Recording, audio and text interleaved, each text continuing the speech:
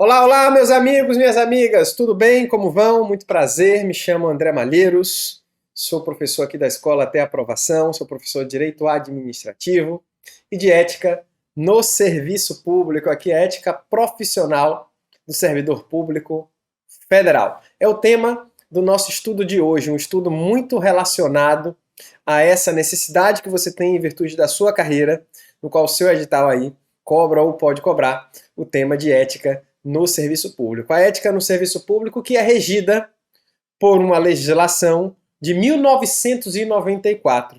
São 3 artigos somente, com 24 incisos e todo um regime de ética do servidor público federal. Eu apresento a vocês, doutores, o decreto 1171 de 1994.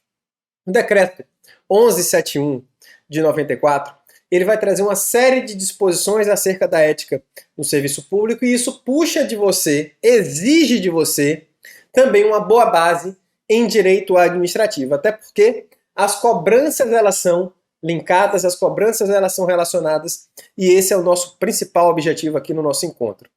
Trazer um estudo muito direcionado para a sua aprovação, nosso foco é justamente esse, a sua aprovação é a nossa aprovação, e também sistematizar de forma no qual você não perca tempo, não tenha um desgaste, não tenha todo aquele desperdício do seu tempo, do seu cansaço mental que vem através dos estudos. Então, aqui o nosso foco é lhe preservar mentalmente, lhe preparar para o concurso e fazer você chegar mais rápido até a sua aprovação. Então, doutores, vamos começar a conversar aqui sobre o nosso decreto que vai regular nosso Código de Ética do Servidor Público da Esfera Federal. Veja só, doutores, aqui eu lhe apresento logo a legislação para você dar uma olhada nela. Ó, o Decreto 1171 de 1994 aprova o Código de Ética Profissional do Servidor Público Civil. Olha aí, ó, primeira informação.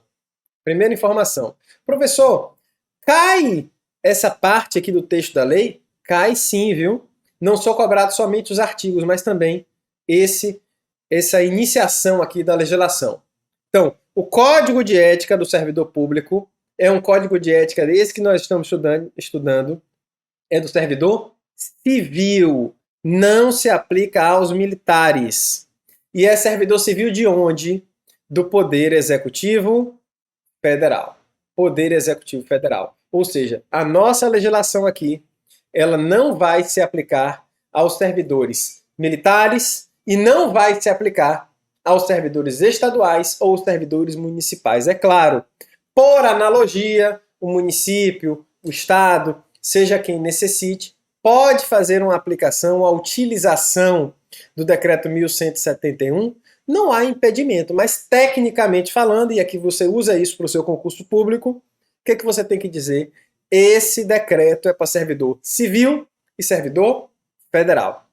Assim como, doutores, vocês já devem ter estudado a Lei 8.112 de 90, que é o Estatuto do Servidor Civil Público Federal. Veja só, a Lei 8.112 só para servidor civil, não aplica para militar.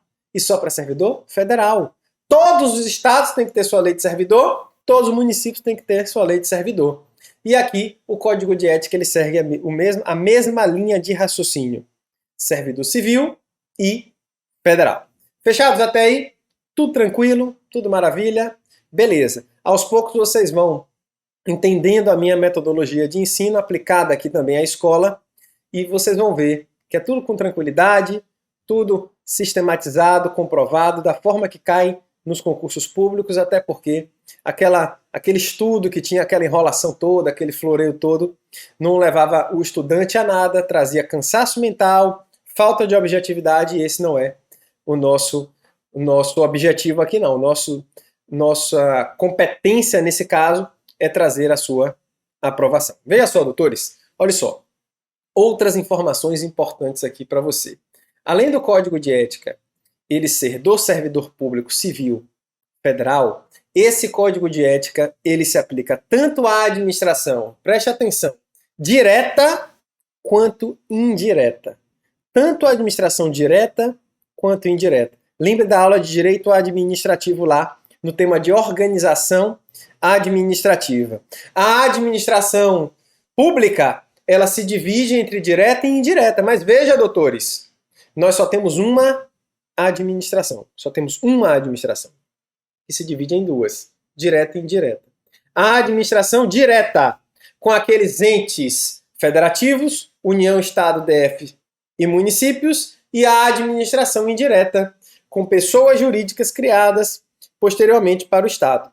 Autarquias, fundações públicas, empresas públicas e sociedades de economia mista. Relembre comigo, doutores. União, Estado, DF, município. Pessoas jurídicas de direito público que exercem as suas atividades através dos seus órgãos públicos. Órgão público, unidade de atuação, destituído de personalidade jurídica, ou seja, órgão não é pessoa. Órgão pertence à pessoa. São órgãos da União, por exemplo, os ministérios, são órgãos dos estados, dos municípios, por exemplo, as secretarias, diretorias, coordenações, controladorias, a procuradoria. Todos esses são órgãos que pertencem a uma pessoa jurídica. Essa pessoa jurídica, ela deve ter a sua criação da comissão de ética, seja na administração direta, seja na administração indireta, seja na União, nos estados, no DF, município. Mas como nós estamos falando aqui do decreto 1171, e o decreto 1171 ele fala que é do servidor público, preste atenção, civil federal, este decreto se aplica na administração direta somente à União, autarquias, fundações, empresas públicas, sociedades de economia mista federais. Olhe a questão de concurso público. Aí você pega o que a legislação fala, se aplica a administração direta e indireta, e o examinador vira para você e fala.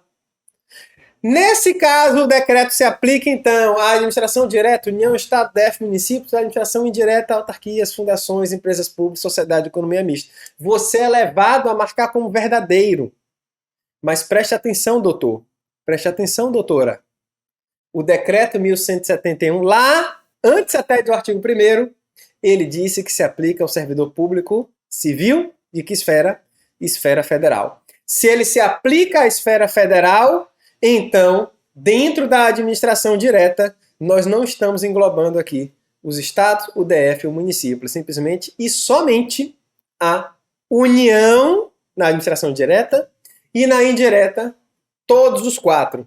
Autarquias, fundações públicas, empresas públicas, sociedade de economia mista, desde que sejam federais. Aí está uma boa questão de prova. Lembrando, esta comissão de ética ela será formada em até 60 dias desde a publicação da legislação, ou seja, de 94, já tem muito tempo dessa formação, e será composta por 3 servidores. 3 servidores.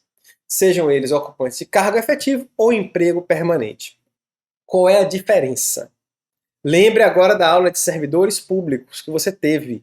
O regime constitucional dos agentes públicos e o regime dos servidores públicos federais. Olha só, meus amigos, quando você pega lá a Constituição, no artigo 37, inciso 2, ele vai dizer para você o seguinte: o acesso ao cargo e emprego público depende de aprovação em concurso público. Por que a Constituição fala cargo e emprego? Não é isso? São coisas diferentes. Quem ocupa cargo, quem ocupa emprego? A ocupação de cargos públicos, doutores, está nas pessoas jurídicas de direito público ou com regime de direito público. Quem são elas? A administração direta, autárquica e fundacional. Então, se eu trabalho na União Federal, numa autarquia federal ou numa fundação pública federal, eu ocupo nesse caso, cargo.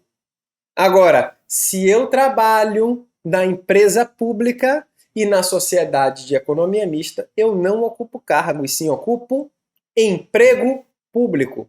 Por quê? Porque as empresas públicas e as sociedades de economia mista, elas são pessoas jurídicas de direito privado.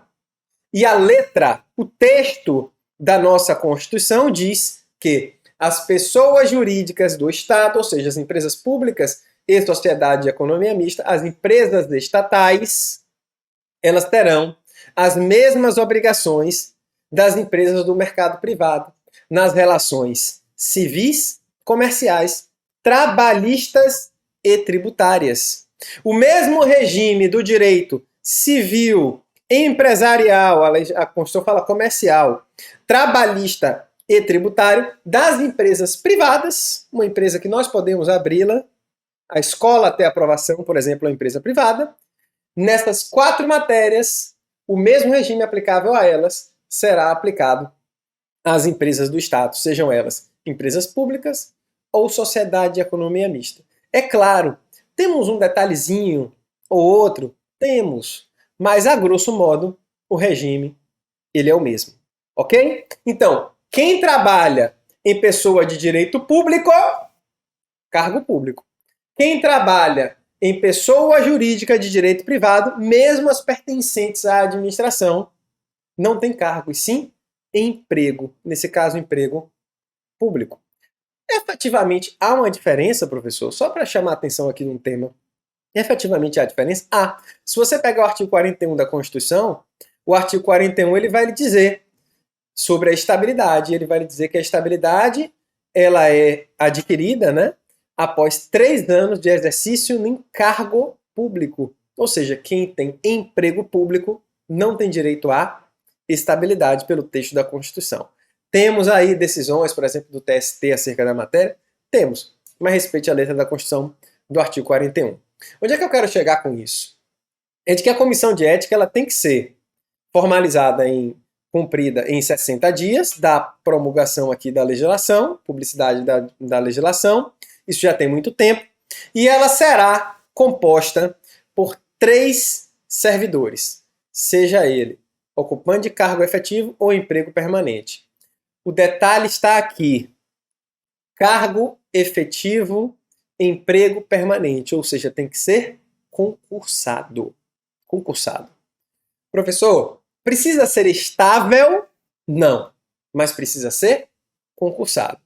Por que não precisa ser estável? Porque você adquire a estabilidade em 3 anos de efetivo exercício e aprovação em avaliação especial do desempenho. Agora, a legislação não exigiu a estabilidade. Nem para quem está no cargo, muito menos, já que não é possível, para quem exerce emprego público. O que a legislação exigiu é de que aquele servidor ele seja concursado. Tudo bem? Então, doutores, é justamente isso, e veja aqui a nossa legislação. Fica aprovado o Código de Ética Profissional do Servidor Público Executivo Federal. Servidor Público Civil, do Poder Executivo Federal. Os órgãos, lembra que a gente falou de órgão não é pessoa, e as entidades, assim, entidade é a pessoa da administração pública, olhe só, federal, ou seja, da União, direta, União Federal, indireta, autarquias, fundações, empresas públicas, sociedade de economia mista, desde que sejam federais, implementarão em 60 dias, as providências necessárias à plena vigência do Código de Ética, inclusive mediante a constituição da respectiva Comissão de Ética. Quantos servidores? 3 servidores ou empregados titulares de cargo efetivo para servidor, e emprego permanente para os empregados. Ok? E aí vem novamente o texto da legislação e vai dizer: a constituição da Comissão de Ética será comunicada à Secretaria de Administração Federal da Presidência da República com a indicação dos membros titulares e suplentes. Este decreto entra em vigor da data da sua publicação. Então você viu aí a importância da criação da Comissão de Ética, e a pergunta que você faz é: para que serve uma Comissão de Ética? É claro que durante o nosso estudo aqui nós vamos falar bastante do porquê e para que serve uma Comissão de Ética, mas de antemão já lhe digo logo. Você, como servidor público, você tem direitos e você tem deveres. Existem situações em que você deve atuar. O servidor público ele não pode se omitir em alguns momentos. E nesse teu dever de atuação, em muitas situações, você tem dúvida se aquilo que você vai fazer é certo ou é errado. Hoje, doutores, até pela reforma da lei de improbidade administrativa que nós tivemos em 2021, essa reforma, a gente já tem uma proteção um pouco maior para o servidor. Aqueles temas em que não há definição, até jurisprudencial, acerca do que é certo ou o que é errado, e o servidor ele atuar, se posteriormente decisão judicial vier a dizer que aquele tema que ele atuou não foi o correto, ele não praticou improbidade administrativa. Então hoje, para o servidor ele ter uma confiança um pouco maior, uma segurança, robustez na sua atuação, a comissão de ética ela vem para aconselhar o servidor público. Então, eu não sei o que eu faço, se eu faço X ou se eu faço Y. Eu vou à comissão de ética, faço uma consulta, a comissão de ética emite um parecer, uma decisão dizendo a melhor decisão para você tomar nessa situação é você fazer X, é você fazer Y. Se posteriormente X não era o correto, que eu fiz X, e Y era o correto, e tiver algum processo administrativo, um PAD, um processo por improbidade administrativa, ou até um próprio processo ético, eu, na minha linha de defesa, já pego aquela decisão da comissão de ética e digo, eu não me baseei da coisa da minha cabeça. Eu consultei a comissão de ética. Então, a comissão de ética vai ser, para você, servidor público, uma instância consultiva antes de você ter um possível problema. Quando você visualizar que pode ter um problema com uma atuação, consulte a comissão de ética, que ela vai lhe aconselhar se aquilo é certo ou se aquilo é errado. Ok? Professor, mas eu tenho convicção de que aquilo é certo e atuei, mesmo sem a comissão de ética. Foi errado depois? Foi errado. A comissão de ética, ela tem poder sancionatório sobre o servidor público? Tem sim. E aqui, doutores, por uma conduta, o servidor, por exemplo, pode ter 4 sanções. Não 4 pela comissão de ética, mas uma por ela. E lhe explico só. Olha só, eu lhe explico agora, olha só. Quando você pega a legislação de servidores públicos, seja de qualquer estado, seja 8.112, que é a federal, ela vai dizer, se não me engano, artigo 128, se não me engano é esse, ele vai dizer que as esferas civil, penal e administrativa, elas são independentes.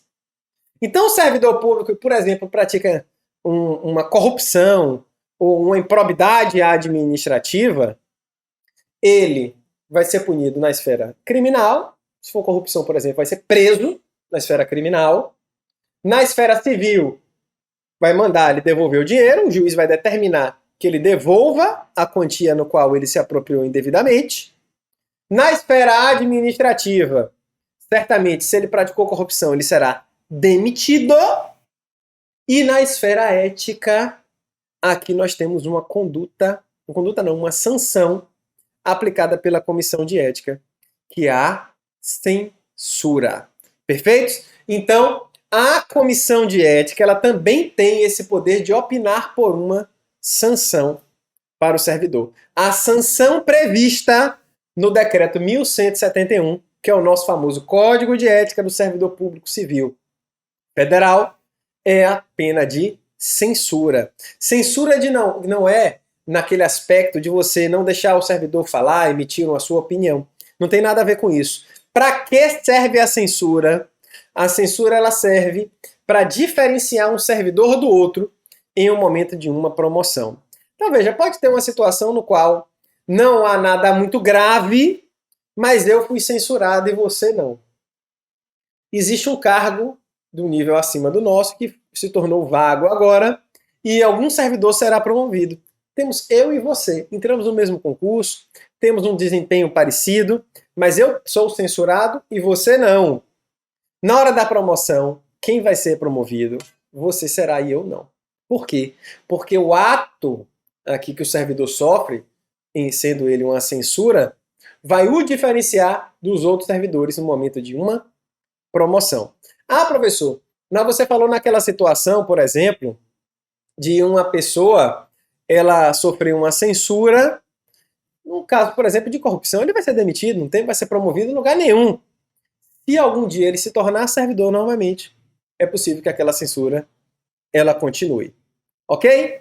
Tranquilos até aí? Lembrando, doutores, a definição de agentes públicos se aplica aqui para o Código de Ética, tá? Qual é a definição de agentes públicos? Pega lá o artigo 2º da Lei de Improbidade Administrativa, ela dizer que todo aquele que atua em nome da administração é considerado agente público, seja ele nomeado, designado, voluntário, sendo ele remunerado ou não. Então, todos que atuam em nome da administração podem praticar infração ética e, pela prática da infração ética, podem sofrer uma censura.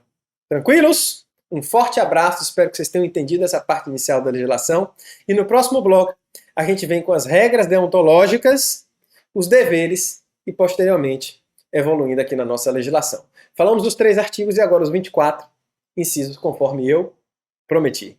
Um abração, muito bem, bons estudos e até o próximo bloco. Valeu. Tchau, tchau.